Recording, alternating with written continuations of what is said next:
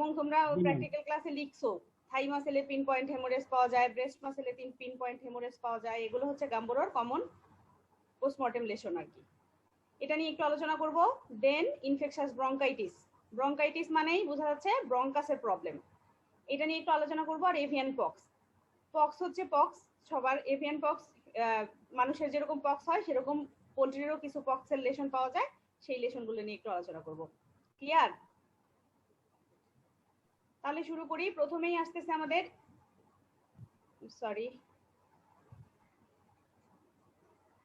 Infectious bursal disease.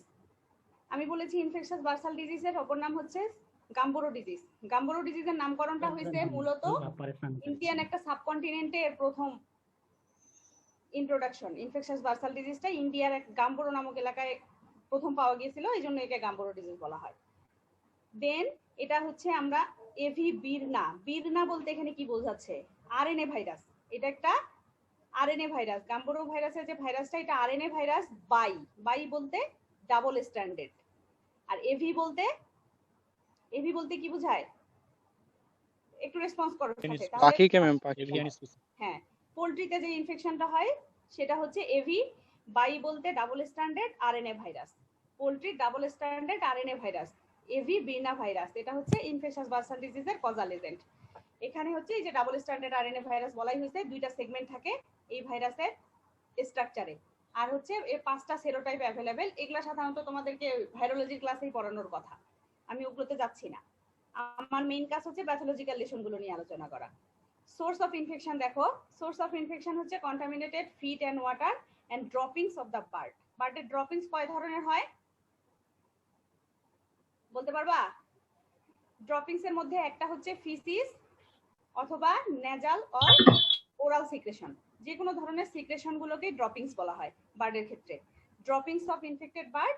আর এই droppings গুলো পড়ে যে কন্টামিনেটেড ফিড এবং ওয়াটার, ফিড গুলো এবং ওয়াটার গুলো কন্টামিনেটেড হয় ড্রপিংস গুলো দ্বারাই। Mainly contaminated feed and water, এই কন্টামিনেটেড ফিড এন্ড ওয়াটারের মধ্যেই ভাইরাস গুলো অনেক দিন যাবত থেকে যায়। আর সাথে তো ড্রপিং যদি শেডিং হইতে থাকে তাহলে ড্রপিং থেকেও ডিরেক্ট কন্ট্যাক্টের মাধ্যমে হইতে পারে। ট্রান্সমিশনটা কি হবে আমাদের? Oral route. মেইনলি কি কন্টামিনেটেড ফিড এন্ড ওয়াটার গুলো যদি মানে বার্ড খেয়ে ফেলে সেক্ষেত্রে হচ্ছে একটা কন্টামিনেশন হওয়ার সম্ভাবনা থাকে।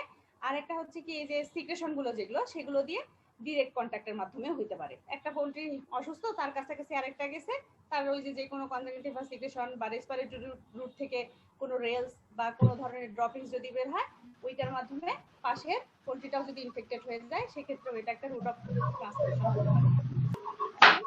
এই যে আসো তোমাদের ওই এস লিস্টে দেওয়া আছে মিউট করে ফেলো তোমরা, পার্সোনালি এগুলো মিউট করে কথা বলতে বলবো তখন নান মিউট করিও। এসবি মিউট কর।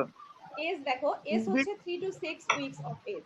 এই এজেই বেশি হয় সাধারণত ছোট পোল্ট্রির ক্ষেত্রে। আবার এই বয়সটাই, ব্রয়লারের ক্ষেত্রে এই বয়সটাই অনেক বেশি, কিন্তু এটা হচ্ছে তোমার যদি লেয়ারের ক্ষেত্রে চিন্তা করি তাহলে 3 to 6 হচ্ছে young age.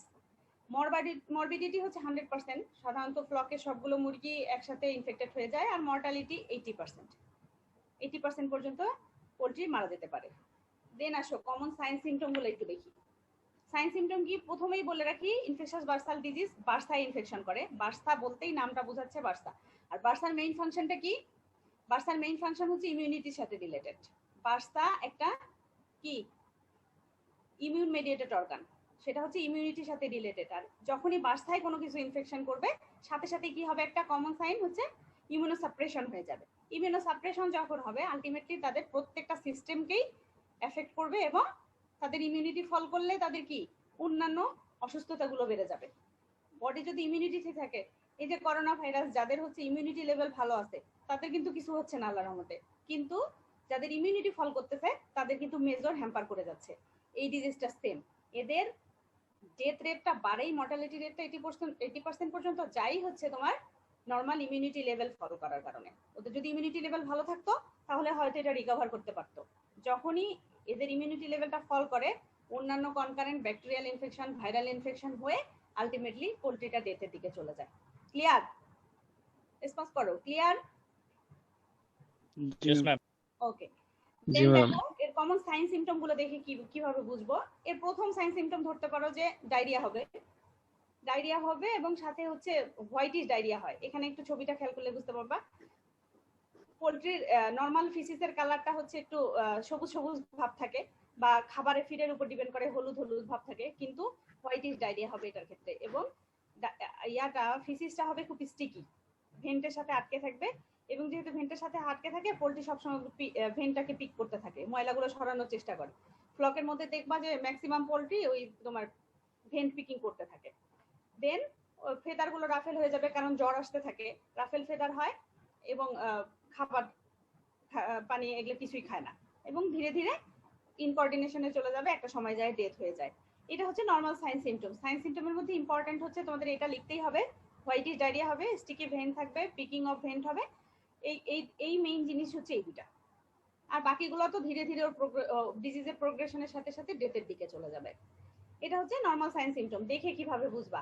Infectious bursal ডিজিজে sign symptom দেখে ডায়াগনোসিস করা কঠিন। সেক্ষেত্রে তোমাদেরকে পোস্টমর্টেম লেশন, যেটা পোস্টমর্টেম লেশনেই অবশ্যই যাইতে হবে। মারা যখন যাবে পোলট্রি, ফ্লকের থেকে 2-3টা বা র্যান্ডমলি স্যাম্পল কালেকশন করে পোস্টমর্টেম করবা। পোস্টমর্টেম যে সাইন সিমটম গুলো মিললেই ধরে নিবা যে এটা ইনফেকশাস বার্সাল ডিজিজ। আমরা একটু প্যাথোজেনেসিসে দেখি। আমি আগেই বলছি ইমিউনোসাপ্রেসিভ ডিজিজ মানে ইমিউন সিস্টেমকে এফেক্ট করবে। তাহলে হচ্ছে ভাইরাস যখন বডির ভিতরে ঢুকে গেল, বডির ভিতরে ঢোকার পরে যেহেতু ওরাল রুটে ঢুকতেছে, ওরাল রুটে ঢুকলে তোমার ডাইজেস্টিভ অর্গান যেটা লিভারে যাবে, লিভারে যায় যে কোনো খাবার ডিটক্সিফাই হয়, তো ওই জায়গাটাই যায় ইনফেকশনটা মেইন করে। তারা হচ্ছে লিভারে যায় তাদের অ্যাক্টিভিটি শো করা শুরু করে, এবং লিভারটাকে ড্যামেজ করে ব্লাড স্ট্রিমে চলে যায়। ব্লাড স্ট্রিমে চলে গেলে ভাইরাস যখন ব্লাডে থাকে তখন ওটাকে ভাইরেমিয়া বলে। ভাইরেমিয়া যখন হয়ে যাবে তখন তারা হচ্ছে তাদের মেইন টার্গেট অর্গান, যেগুলো ইমিউনো সাপ্রেশন করার জন্য যে ইমিউনিটি রিলেটেড অর্গানগুলো, ইমিউনিটি রিলেটেড অর্গান যেখানে যেখানে ইমিউন প্রডিউস হয়, সিকাম, জেজুনাম, ডিউডেনাম, এগুলো তোমার ইন্টেস্টাইনাল অর্গান। আর হচ্ছে কাফার সেল অফ লিভারের কাফার সেলকে এফেক্ট করে। এভাবে হচ্ছে কি প্রত্যেকটা বডির বিভিন্ন জায়গায় ছড়ায় পড়বে ব্লাড স্ট্রিমের দ্বারায়। ছড়ায় পড়ার পরে ওদের মেইন অর্গান হচ্ছে, টার্গেট অর্গান হচ্ছে বার্সাকে যখন ওরা ইনফেক্ট করতে পারবে, ইনফেক্ট করার পরে বার্সার যে মেইন কাজ কি, ইমিউনিটি রিলেটেড। আর ইমিউনিটি রিলেটেড সেল হচ্ছে lymphoid cell, B cell, T cell. Lymphoid সেলগুলোই তো সাধারণত কি করে, ইমিউন প্রডিউসিং যে সেলগুলো, বিটা সেল, টি সেল, এগুলোকে প্রডিউস করে। সেই সেলগুলোকে, লিম্ফয়েড সেলগুলোকে ডিস্ট্রাকশন করে ফেলা। ডিস্ট্রাকশন হয়ে গেলে আলটিমেটলি কি হবে, বার্সা অফ ফেব্রিসিয়াসের এই সেলগুলোর সাথে স্প্লিন, সিকাল, টনসিল, এগুলো ইমিউন অর্গান, এই অর্গানের সেলগুলোকে ডিস্ট্রাক্ট করে দেয়। এবং খুব অল্প বয়সে বার্সার ডিপ্লিশন বা ডিস্ট্রাকশন হওয়ার কারণে এদের ইমিউন সাপ্রেশন হয়। আর ইমিউন সাপ্রেশন যখন ইম্পেয়ার্ড ইমিউন রেসপন্স হবে, আলটিমেটলি ইমিউন সাপ্রেশনের কারণে অন্যান্য ডিজিজগুলোতে তারা রেসিস্টেন্ট হয়ে যাবে, তাদের রেসিস্টেন্সি কমে যাবে, ডিজিজকে প্রিভেন্ট করার যে ক্ষমতা সেটা কমে যাবে। আলটিমেটলি বাকি ইনফেকশনগুলো তাদেরকে অ্যাটাক করলেই ইনফেকশাস বার্সাল ডিজিজে যত না ডেথ হয় কনকারেন্ট ইনফেকশন গুলো দিয়ে, যেহেতু ইমিউনো সাপ্রেশন হয়। এইডস এর কথা চিন্তা করো, এইডস এ কিন্তু একটা মানুষ অনেক দিন বাঁচে। কেন বাঁচে? তার ইমিউনিটি সিস্টেমটাকে ডিস্ট্রাক্ট করতে ওই ভাইরাসের যত বেশি সময় লাগে। যদি একটা নর্মাল মানুষের ইমিউনিটি লেভেল অনেক ভালো থাকে, তাহলে এইডস এ ইনফেক্টেড হয়ে মানুষটা কিন্তু অনেক দিন বাঁচতে পারে। কিন্তু যদি ইমিউনিটি লেভেল আগে থেকে তার খারাপ থাকে, এইডস এর রোগী খুব একটা বেশি দিন বাঁচে না। কারণ কি, যখনই তার ইমিউনিটি ফল করা শুরু করবে, তার কিডনি ফল করবে, তার লিভার ড্যামেজ হবে, তার স্প্লিনের সমস্যা হবে, তার ডায়াবেটিস হবে, তার ব্লাড প্রেশার বেড়ে যাবে। আলটিমেটলি বিভিন্ন ডিজিজ দিয়ে আক্রান্ত হয়ে সেই লোকটা মারা যায়। শুধু এইডস দিয়ে কিন্তু সেই লোকটা মারা যায় না, ধীরে ধীরে প্রত্যেকটা ক্ষেত্রে, প্রত্যেকটা অর্গান, প্রত্যেকটা সিস্টেম নষ্ট হয়ে কারণে মারা যায়। পোলট্রির এইডস হচ্ছে ইনফেকশাস বার্সাল ডিজিজ, এটা মনে রাখবা। মানুষের যেরকম এইডস এ ইমিউনো সাপ্রেশনের কারণে বিভিন্ন ডিজিজ হয়, হয়ে মারা যায়, ঠিক পোলট্রিতে ইনফেকশাস বার্সাল ডিজিজ এইডস এর কাজটাই করে। ক্লিয়ার? জাস্ট তোমরা হচ্ছে টার্গেট অর্গানটাকে ধরে নিবা, যে টার্গেট ওদের সেল কোনটা, টার্গেট অর্গান কোনটা, তাহলেই প্যাথোজেনেসিস একদম ইজি। ওদের মেইন ফাংশন কি, ইমিউনো সাপ্রেশনের সাথে রিলেটেড কে, সেটা হচ্ছে বার্সা অফ ফেব্রিস, সিকাল, টনসিল। এই তিনটা জায়গা যদি ওরা ধ্বংস করতে পারে, তাহলে তো ওদের টার্গেট ফিল আপ। বাকি সিস্টেমগুলো এমনি ফল করবে তখন। দেন আসো একটু গ্রস লেশনে যাই। গ্রস লেশনে ওই যে আমি বলছিলাম, তোমরা প্র্যাকটিক্যাল ক্লাসগুলোতে দেখছো, ব্রেস্ট এন্ড থাই মাসেলে পিন পয়েন্ট হেমোরেজ পাওয়া যাবে। দেন ইডিমের বার্সায় সমস্যাগুলো দেখো, ইডিমা ফর্ম করবে এবং হেমোরেজ হবে, সাথে জিলাটিনাস, এখানে এক্সুডেটটা দেখো, জিলাটিনাস এক্সুডেট, সাদা সাদা এক্সুডেট দেখা যাবে। তারপরে হচ্ছে সিকাল টনসিল, ওখানে হেমোরেজ পাওয়া যাবে। মানে বডির বিভিন্ন জায়গায় মেইন ফাংশন সাইন সিমটমের মধ্যে এইটা important, petechial and ecchymotic haemorrhage on pectoral thigh and leg muscle. Then হচ্ছে বার্সায় ইডিমা এবং হেমোরেজ হবে, জিলাটিনাস এক্সুডেট পাওয়া যাবে। এই তিনটা হচ্ছে প্রথমে পোল্ট্রি ওপেন করে এই তিনটা সাইন সিমটম তোমরা দেখতে পাবা, দেখলেই ক্লিয়ার হয়ে যাবে যে এটা বার্সাল ডিজিজ। বাকিগুলো সাথে সাথে যদি মোর কনফার্মেশনের দিকে যাইতে চাও বাকিগুলো দেখতে পারো, কিন্তু এগুলো অন্যান্য ডিজিজেও পাওয়া যেতে পারে। আসো পরেরটাতে আসি, ইনফেকশাস ব্রঙ্কাইটিস। ব্রঙ্কাইটিস আগেই বলছি, মানুষের এখন major threat corona virus. Infectious bronchitis হচ্ছে পোল্ট্রির corona virus, avian gamma corona virus. Corona ভাইরাসের অনেকগুলো টাইপ আছে, তার মধ্যে গামা করোনা ভাইরাস দ্বারা এভিয়ানটা এফেক্টেড হয়। Corona virus gamma corona virus দ্বারা ইনফেকশাস ব্রঙ্কাইটিস হয়। বুঝাই যাচ্ছে ব্রঙ্কাস হচ্ছে রেসপিরেটরি ট্র্যাক্ট, তার মানে তার টার্গেট অর্গান রেসপিরেটরি ট্র্যাক্ট। তাহলে হচ্ছে সোর্স অফ ইনফেকশন হচ্ছে রেসপিরেটরি ডিসচার্জ। রেসপিরেটরি যে ডিসচার্জ গুলো হবে, নেজাল সিক্রেশন, ট্রাকিয়াল সিক্রেশন, এগুলোর মাধ্যমে এরা হচ্ছে ইনফেক্ট করতে পারে। আর রুট অফ ট্রান্সমিশন বোঝা যাচ্ছে রেসপিরেটরি ট্র্যাক্ট মানে অ্যারোসল ট্রান্সমিশন হবে, সাথে ইনজেকশন অফ কন্টামিনেটেড ওই ড্রপিংস, নেজাল ড্রপিংস, ওরাল ড্রপিংস যদি ফিডে পড়ে কন্টামিনেটেড ফিড অ্যান্ড ওয়াটারের দ্বারা হইতে পারে। সাথে সাথে এগুলো হচ্ছে তার রুট অফ ট্রান্সমিশন আর কি। দেন এজে আসো, এটা হচ্ছে সব এজেই হতে পারে। সর্দি কাশির সমস্যা করোনা ভাইরাসকে ছাড়তেছে, বাচ্চারও হচ্ছে দেখো, আবার একেবারে যাদের এজ অনেক বেশি বুড়ারও হচ্ছে, দুইটা এজকে এফেক্ট করতেছে। এখানে এজ কোনো ফ্যাক্টর না, সব এজেই হতে পারে। করোনার মেইন বৈশিষ্ট্য মানুষের ক্ষেত্রে প্রথম ধারণা করতেছিল যাদের এজ কম, ইমিউনিটি ছোটবেলায় ইমিউনিটি ভালো থাকে তাদের হয়তো হয় না, কিন্তু করোনা কিন্তু বাচ্চাদেরও হচ্ছে এবং বাচ্চাদেরও ডেথ হচ্ছে। তো এভিয়ানের ক্ষেত্রেও সেম, প্রত্যেকটা এজকেই এরা এফেক্ট করতে পারে। আর মরবিডিটি তো দেখতেই পাচ্ছো, 100% মরবিডিটি জারি ধরতেছে তারই, মানে আশেপাশে সবাই এর জন্য কোয়ারেন্টাইন মেনটেন করতেছে। এটা হচ্ছে মরবিডিটি 100% হবে, মর্টালিটি রেট কম, সেটা আমরা মানুষের ক্ষেত্রেও দেখতে পাচ্ছি, মর্টালিটি রেটটা কম। মর্টালিটি হাই হইতে পারে যখন ব্যাকটেরিয়াল কনকারেন্ট ব্যাকটেরিয়াল ইনফেকশন দ্বারা অন্যান্য ব্যাকটেরিয়াল ইনফেকশন গুলো যখন এফেক্ট করে তখন হচ্ছে মর্টালিটি হইতে পারে। কারণ করোনা ভাইরাস যখন ইনফেক্ট করে দেখতেইছো, এটাও কিন্তু ইমিউনোসাপ্রেশনের সাথে রিলেটেড, মানুষের ইমিউনিটি ফল করতেছে। ইমিউনিটি ফল বললেই আদার্স বলে দিচ্ছে না মানুষের ক্ষেত্রে যে যাদের ডায়াবেটিস আছে, যাদের ব্লাড প্রেশার আছে তারা একটু সাবধানে থাকবেন, যাদের আদার্স কোনো অ্যাজমার সমস্যা আছে, যাদের রেসপিরেটরি কোনো ডিস্ট্রেস আগে থেকেই আছে, তাদের ক্ষেত্রে এদের ইনফেকশনটা ডেথ রেটটা বেশি। তো মর্টালিটি রেটটা হাইয়েস্ট হইতে পারে 60% পর্যন্ত যখন আদার্স ব্যাকটেরিয়াল ইনফেকশন দ্বারা কোনো কমপ্লিকেশন তৈরি হয়। ক্লিয়ার? একজন রেসপন্স করো, বুঝতে পারছো কিনা? জি ম্যাম ক্লিয়ার। জি ম্যাম। Thank you. নেক্সটে আসো, ক্লিনিক্যাল সাইনগুলো দেখি। রেসপিরেটরি ডিস্ট্রেস বুঝাই যাচ্ছে, কাফিং থাকবে, স্নিজিং থাকবে, নিজের সাথে মিলাও, করোনা সাইন সিম্পটমের সাথে মিলাইলে এটা তোমাদের কাছে পানির মতো ক্লিয়ার। কাফিং, স্নিজিং, আর হচ্ছে সর্দি কাশি হলে কি হবে, নাক দিয়ে পড়বে, ড্রপিংস পড়বে। তো ট্রাকিয়াল রেলস একটা, যেটাকে আমরা বলি, কফ বলি, ট্রাকিয়াল রেলস, আর শ্বাসকষ্ট হবে। নেজাল ওকুলার ডিসচার্জ থাকতেও পারে, নাও থাকতে পারে। বাচ্চার ক্ষেত্রে সাধারণত পাওয়া যায়, চিক্স গুলোর ক্ষেত্রে, একদম ছোট বাচ্চা, এদের হচ্ছে চোখ দিয়ে নাক দিয়ে পানি পড়বে। সাথে কি হবে, ডিপ্রেস হবে। আর ছোট বাচ্চাদের ক্ষেত্রে যেহেতু ঠান্ডা লাগে, জ্বর আসে, ছোট বাচ্চারা, এটা একটা ইম্পর্টেন্ট ক্যারেক্টারিস্টিক্স। একটা ফ্লকে যাওয়ার পরে যখন দেখবা বাচ্চাগুলো লাইটের আশেপাশে ঘিরে ধরে আছে, মানে ওদের ঠান্ডা লাগতেছে, ওর হিট সোর্সের কাছাকাছি থাকতে চাচ্ছে, মানে হিট ল্যাম্প যেটা ওদের আছে ওখানে হার্ডেলিং হয়ে থাকে, তারা একসাথে দলবদ্ধ হয়ে গুটিসুটি হয়ে বসে থাকে। এটা একটা এগ প্রোডাকশন, যদি লেইং হেন হয় এগ প্রোডাকশন একদমই কমে যাবে। তাদের হচ্ছে যদি এগ হয়ও সেটা সেলটা খুবই পাতলা হবে, ওয়াটার, এগুলা তোমার অন্যান্য সাইন সিমটম। এটা হচ্ছে ইনফেকশাস ব্রঙ্কাইটিসের ক্ষেত্রে। এটার সাথে আবার কমপ্লিকেশন হয় এগ ড্রপ সিনড্রোমের সাথে। এগ ড্রপ সিনড্রোমে তোমার এগের এই কমপ্লিকেশন গুলোই পাওয়া যায়। তো এইটা হচ্ছে, আমি স্পেসিফিক কোনো লেশন বলবো না। থিন শেল এগ তুমি অনেক ডিজিজে পাবা। লেইং হেনে যখনই প্রোডাকশন পারফরমেন্স কারো ফল করে, এগেই প্রবলেম হয়, কারণ ওদের প্রোডাকশন মানে কি, ডিম প্রডিউস করা, সো প্রবলেমগুলো ডিমের সাথেই হবে। তবে থিন শেল এগ এটার একটা স্পেসিফিক ক্যারেক্টারিস্টিক্স। তারপরে ইয়কটা হবে ওয়াটারি। ইয়কটা সাধারণত নরমাল ডিমের ক্ষেত্রে ইয়কটা একদম স্টিকি নেচার হয়, কিন্তু এদের ইয়কটা ঘোলাটে হয়ে যাবে। ওয়াটারি হবে। আর ফিড কনজাম্পশন এবং ওয়েট গেইন এগুলো তো রিডিউস হবে ব্রয়লারের ক্ষেত্রে, কারণ তারা খাইতে পারবে না। দেখতেছে করোনার ক্ষেত্রে মানুষ রুচি কমে যায়, স্বাদ গন্ধ পায় না, খাবার কমে গেলে আলটিমেটলি তার বডি ওয়েট ফল করবে। এগুলো হচ্ছে কমন সাইন সিমটম। এইটা হচ্ছে মেইন। চিকের ক্ষেত্রে যদি করো দেখো, এইটা হচ্ছে মেইন সাইন সিমটম। লার্জ বড় যদি পোলট্রি দেখো তাহলে হচ্ছে কাফিং স্নিজিং থাকবে, সাথে খাবে না। আর হচ্ছে যদি লেইং হেনের ক্ষেত্রে দেখো, তাদের ডিমের কোয়ালিটি দেখে বুঝতে পারবা। ব্রয়লার, লেয়ার এবং চিক যে কোনো এজেই হইতে পারে, সো যে কোনো ফার্মেই তোমাদেরকে ডাকতে পারে। ডাকলেই হচ্ছে মিলাই দেখবা যে কোনটার সাথে মিলতেছে। দেন আসো একটু মেকানিজমে যাই, করোনা ভাইরাস আসলে কি করতেছে। এদের মেইন টার্গেট হচ্ছে এই যে একটা কিডনি আর একটা ওভিডাক্ট। পোলট্রির করোনা ভাইরাস, আমি মানুষের কথা বলতেছি না। প্রথমেই তারা বডিতে ঢুকতেছে, ঢোকার পরে রেসপিরেটরি ট্র্যাক্টের মাধ্যমে ঢুকতেছে, লোকাল রেপ্লিকেশন হচ্ছে ওখানে।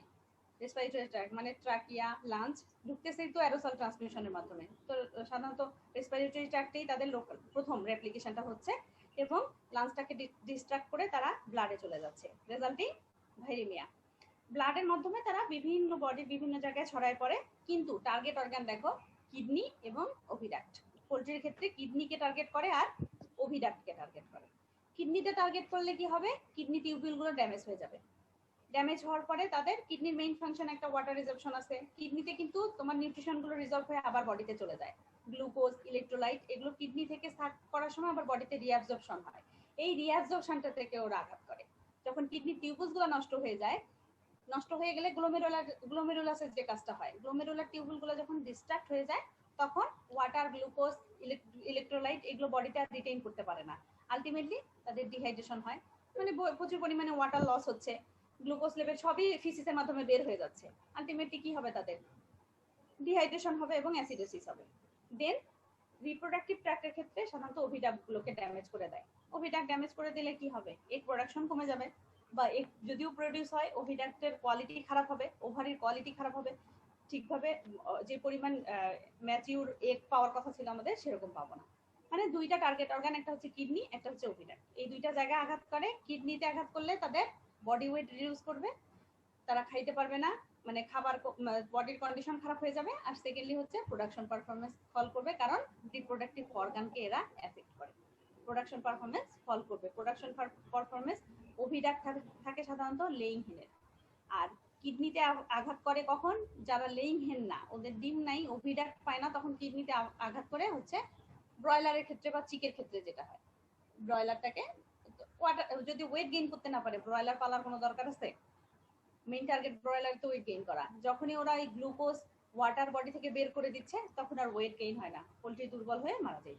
মারা তো যায় না, প্রোডাকশন মেইনলি এদের কাজ হচ্ছে প্রোডাকশন ফল করা। ইনফেকশন ব্রঙ্কাইটিসের থ্রেট হচ্ছে প্রোডাকশন পারফরমেন্স ফল করা। তোমার ওই ফ্লকে হয়তো ডেথ রেট কম পাবা, কিন্তু ইফেক্টিভিটি থাকবে না। তুমি যে কারণে ব্রয়লার উঠাইলা, সেই ব্রয়লারে ফিডব্যাকটা পাচ্ছ না, তারা সঠিক যেটা গ্রোথ হওয়ার কথা ছিল সেটা হচ্ছে না। আবার লেইং হেনের ক্ষেত্রে তাদের ডিমের জন্য উঠাইছো, ডিম পাবা না, যে ডিমটা পাওয়ার কথা ছিল ওদের কাছ থেকে সেটা পাচ্ছ না। ক্লিয়ার?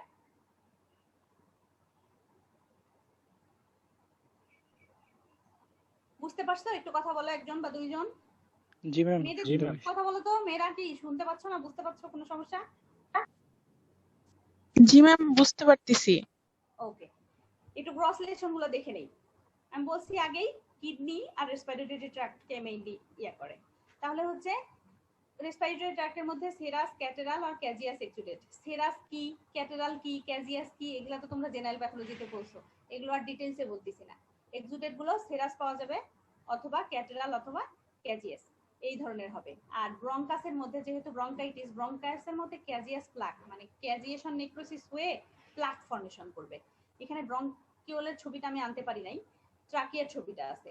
এই ধরনের একটু হেমোরেজিক লেশন হবে এবং গোল গোল হয়ে প্লাক ফর্মেশন করবে। এয়ার স্যাকের মধ্যে ফোমি এক্সুডেট পাবা। তোমরা হচ্ছে প্রথমেই পোলট্রি ওপেন করে ইনফেকশাস ব্রঙ্কাইটিসের ক্ষেত্রে ট্রাকিয়া কাটতে হবে, রেসপিরেটরি ট্র্যাক্টটা কাটতে হবে। একেবারে নাক থেকে শুরু করে, তোমাদের যদি প্র্যাকটিক্যাল ক্লাস হইতো তাহলে দেখায় দেওয়া যাইতো কিভাবে হচ্ছে পোলট্রি পোস্টমর্টম। ট্রাকিয়া কাটতে হবে, ট্রাকিয়া কাটলেই তোমরা ওই যে এক্সুডেট গুলা পাবা। এয়ার স্যাক দেখতে হবে, এয়ার স্যাকে তোমরা সেম ফোমি এক্সুডেট, ফোম একদম ফেনা ফেনা হয়ে থাকবে, ফোমি এক্সুডেট পাবা। আর যদি অনেক দিন ধরে এক্সটেন্ড করে সেক্ষেত্রে এক্সুডেটটা ঘোলাটে হয়। প্রথম তো ফেনার ফোম তো ইয়া হয়, নর্মাল পানির মতো হয়, কিন্তু পরের দিকে যদি অনেক দিন ধরে করোনা ভাইরাসটা এক্সটেন্ড করতে থাকে ফোমটাও ক্লাউডি হয়ে যায়, ঘোলাটে হয়ে যায়, পানির মতো আর কালার থাকে না, ঘোলাটে হয়ে যায়। আর লেইং হেনের ক্ষেত্রে ওভিডাক্টে দেখবা লেশন, যেহেতু ওভিডাক্ট থাকে ওদের, ওভিডাক্টের কি ওয়েট লেন্থে রিগ্রেশন হবে, ওভারিটা ছোট হয়ে যাবে। নর্মাল যে স্ট্রাকচার উপরেগুলো দেখো, উপরেগুলো কিন্তু নর্মাল, আর নিচের গুলো দেখো নর্মাল কালারের সাথে ডিসকালারেশন হবে, সাইজে ডিসকালারেশন হবে। সিস্টিক ওভারি, এই দেখো এখানে একটা সিস্টিক ওভারি, মানে ওভারিতে সিস্টিক লেশন পাবা, মানে মনে করো একটা পানির থলের মতো হয়ে আছে, এটাও কিন্তু করোনা ভাইরাস, ওই ইনফেকশাস ব্রঙ্কাইটিসের সাইন সিম্পটম। দেন হচ্ছে কিডনি যদি দেখতে যাই আমরা, এটা হচ্ছে নর্মাল কিডনি, খুললে কিডনির কালারটা একটু কলিজা কালারের মতো, কলিজার মতো, কিন্তু পরে পেল হয়ে যায়। যদি এই করোনা ভাইরাসের ইনফেকশন হয়, কিডনি ওপেন করে দেখবা যে লাঞ্চের মতো ফ্যাকাশে দেখাচ্ছে, মনে হবে না যেটা কিডনি। তোমরা পোল্ট্রির কিডনি চেনো তো নাকি? মুরগি কাটার সময় পোল্ট্রির কিডনি বুঝতে পারো যে কোনটা কিডনি? জি ম্যাম। জাস্ট মেরুদণ্ডের ভিতর দিকে ইয়াটা থাকে, কিডনি গুলো লম্বাটে অনেকখানি জায়গা ধরে পোল্ট্রির কিডনি থাকে। তো এই কিডনিটা নরমালি কলিজা কালারের হয়, লিভার কালারের, কিন্তু দেখো এইখানে দেখো কালারটা বুঝতে পারবে, একদম লাঞ্চের মতো দেখাচ্ছে, পেল হয়ে গেছে। এবং সাথে হচ্ছে কোন ক্ষেত্রে এই যে ইউরোলিথের কথাটা একদম লাস্ট স্টেজে, যদি ভালো করে কিডনি টিউবুল ওপেন করতে পারো, এই যে কিডনির যে ছোট ছোট টিউবুল গুলো আছে, ভেইন গুলো আছে, ইউরেটারের ভেইন গুলো, ওই এই ভেইন গুলোতে তোমরা হচ্ছে ইউরোলিথ, ওই প্লাক ফর্মেশন হয়, তো এদের হচ্ছে টার্গেট হচ্ছে প্লাক ফর্মেশন করে, ওই প্লাকটাই দীর্ঘদিন থাকার পরে একটা শক্ত স্ট্রাকচার, এটা কি ইউরোলিথ বলে, ইউরোলিথিয়াসিস পোরসো, এটা হচ্ছে ছাগলের একটা মেজর ডিজিজ, ওই এরকমই এখানে ইউরোলিথ ফর্মেশন করে। এগুলো হচ্ছে কমন সাইন সিম্পটম। এখানে গ্রস লেশনে তোমাদের প্রথমেই দেখতে হবে রেসপিরেটরি সাইন সিম্পটম আর হচ্ছে কিডনির লেশনগুলো, আর যদি লেইং হেন হয় সেক্ষেত্রে ওভারির লেশন দেখতে হবে। এটা হচ্ছে ক্লিয়ার কাট, এই 3-4টা জায়গা দেখলেই ব্রঙ্কাইটিস হয়েছে কিনা বুঝতে পারবা। যেহেতু প্রথম টার্গেট হচ্ছে তোমাদের মর্টালিটি রেট কম ধরে নিতে হবে, যেহেতু প্রোডাকশন ফল করতেছে, ডিম ঠিকভাবে দিচ্ছে না, ডিম দিলেও হচ্ছে শেল পাতলা হচ্ছে, ভালো হচ্ছে না, এই সাইন সিম্পটম গুলো দেখলে পোস্টমর্টেমে চলে যাবা। পোস্টমর্টেমে লেইং হেনের ক্ষেত্রে ওভারি দেখবা, আর চিক আর ব্রয়লারের ক্ষেত্রে ট্রাকিয়া, ব্রঙ্কাস এবং এই যে কিডনি, এগুলো দেখলেই বুঝতে পারবা যে ব্রঙ্কাইটিসের ইনফেকশন আছে কিনা। দেন একটু এভিয়ান পক্স নিয়ে কথা বলি। এভিয়ান পক্স অথবা ফল পক্স। ফল পক্স কি? Pox virus, avian pox virus দ্বারা হয়। এটাও ডাবল স্ট্যান্ডার্ড আরএনএ ভাইরাস, 2টা সেগমেন্ট থাকে, 5টা serotype available.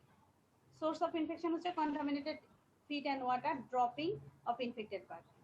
Contaminated feed and water হয় কি, ওদের পক লেশন গুলো বডি যে যে জায়গাগুলো থাকে না, লেশন গুলো দেখবা যে যখন পক্স তোমাদের যখন হয়েছে তোমরা বুঝতে পারবা, পক্সের শেষের দিকে তোমার বডির চামড়াগুলো উঠে উঠে আসে, পড়ে যায় নিচে, মানে ফুটায় ফুটায় ফেলে দেয়।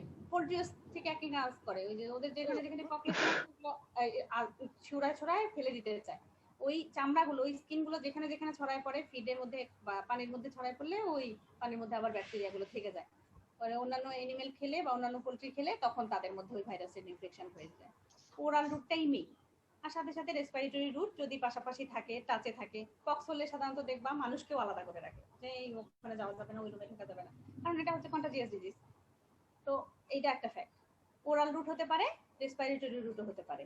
এজ হচ্ছে দেখো, এটা হচ্ছে তোমার 3 থেকে 6 সপ্তাহ এজে বেশি হয় এভিয়ান পক্সটাও। Morbidity 100%, mortality 80%।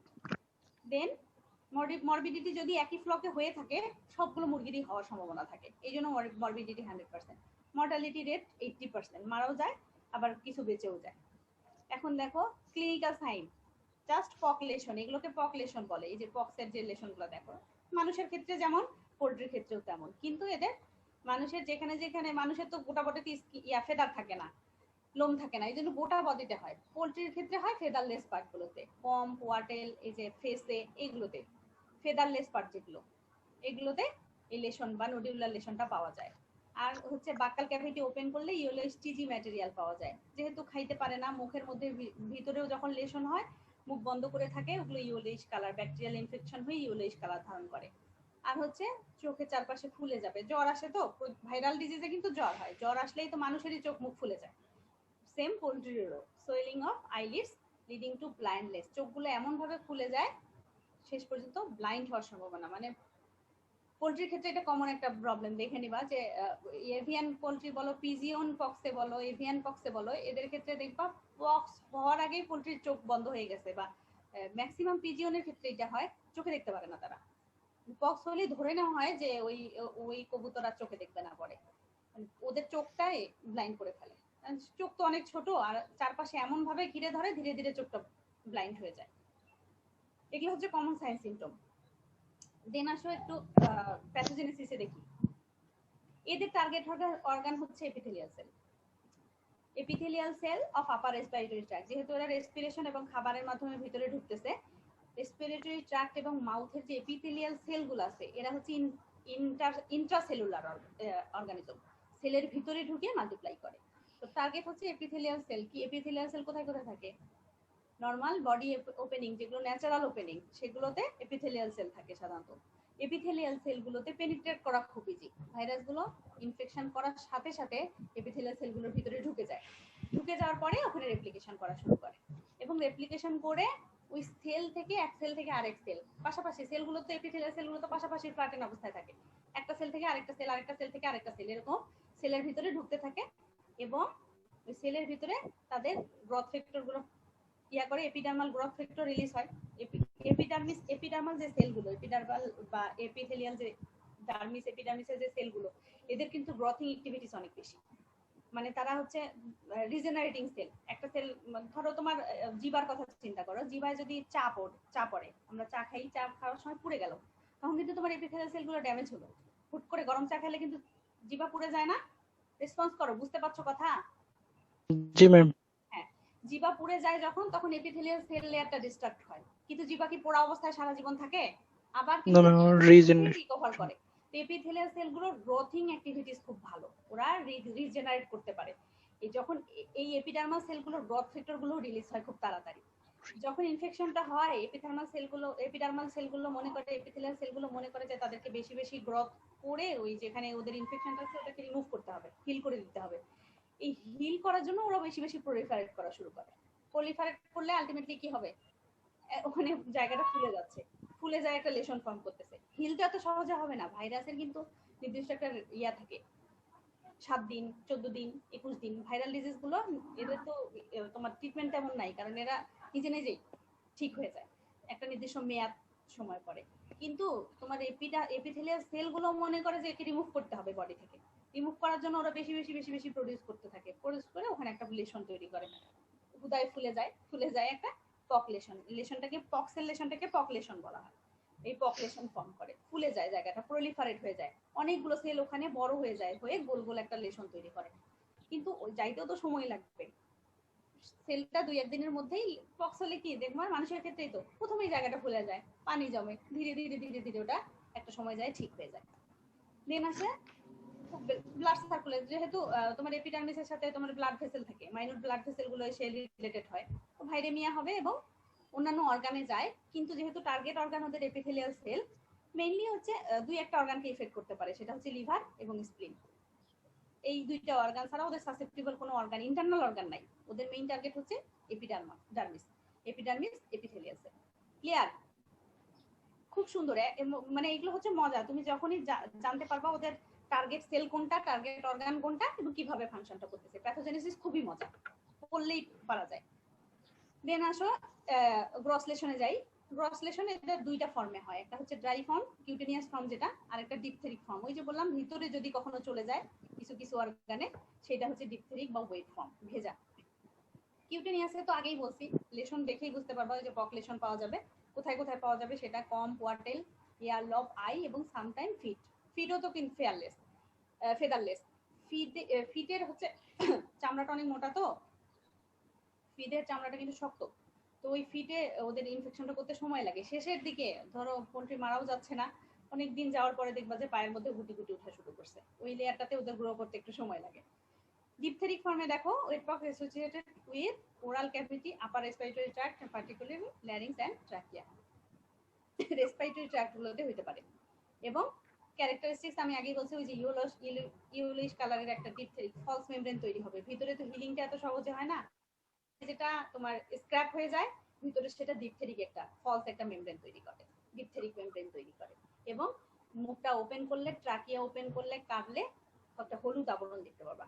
এটা হচ্ছে পক্সিলেশন। দেখতে এত কিছু লাগে না, যখন ওদের ওই বাইরে পক্সিলেশন দেখতে পারবা তখনই বুঝতে পারবা যে পক্স। মোর আইডেন্টিফিকেশন যদি করতে চাও তখন হয়তো মুখ ওপেন করবা বা ট্রাকিয়া ওপেন করলে এই যে হলুদ কালারের ডিপথেরিক লেশন বা মেমব্রেনটা দেখতে পারবা। বুঝতে পারছো? সবাই বুঝতে পারছো? জি ম্যাম।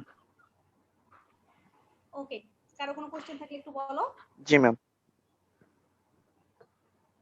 বুঝা গেছে? একটু রেসপন্স করো। কথা বলো, মেয়েরা কই? ক্লাস শেষ তো? জি ম্যাম, বুঝতে পারছি। ম্যাম, বুঝতে পারছি। ওকে।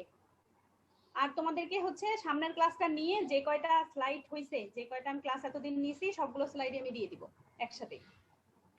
সামনের একটা ক্লাস নিব হয়তো ভাইরাল ডিজিজ, আর 2-3টা আছে, 2টা পড়াবো। আর একটা ক্লাস নিব পোল্ট্রির আদার্স যে ডিজিজ গুলো আছে। নেওয়ার পরে সামনের ক্লাসে ইনশাআল্লাহ আমি সবগুলো স্লাইড দিয়ে দিব। পড়তে থাকো। আর যদি তোমাদের ক্যাম্পাসে কেউ আসো, তোমাদের মধ্যে? আছে ম্যাম, ক্যাম্পাসে আছে। আচ্ছা, ক্যাম্পাসে যদি জি ম্যাম, আমি আছি ক্যাম্পাসে। ওকে, মারুফ। ক্যাম্পাসে যেই আসো আমার সাথে একটু দেখা করে নোটগুলো নিয়ে তোমরা হচ্ছে তোমাদের মধ্যে কিভাবে নিয়ে নিতে পারো। আমার কাছে কিছু ডকুমেন্টস আছে, নিতে পারো যদি তোমাদের আগ্রহ থাকে। স্লাইডগুলো আমি দিয়ে দিব। আর ওকে ম্যাম, আমি আপনাকে ফোন দেব এখন পরে। এক্সট্রা নোট যদি নিতে চাও আমার সাথে একটু দেখা করিও। মারুফ সব মেলে দিয়ে দিবি। এটা কি করবে Okay. সেটা তোমাদের ব্যাপার। আমার গুলো হচ্ছে আমি স্লাইডগুলো দিয়ে দিব তোমাদের সিআরকে।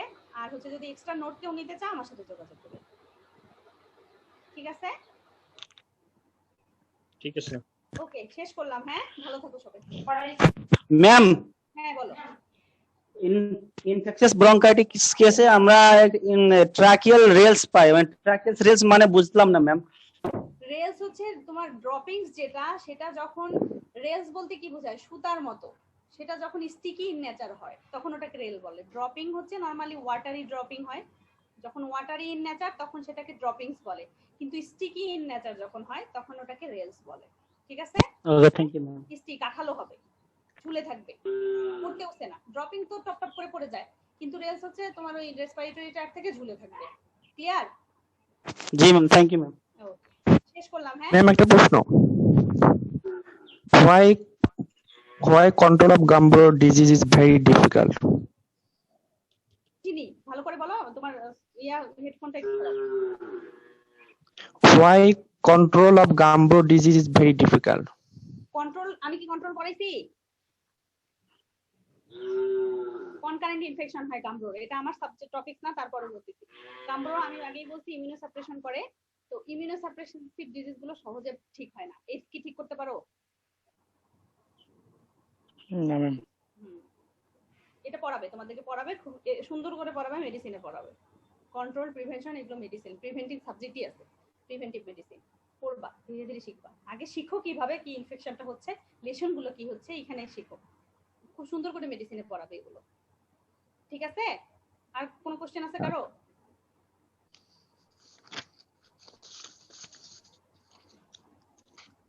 ওকে, তাহলে শেষ করলাম। ভালো থেকো।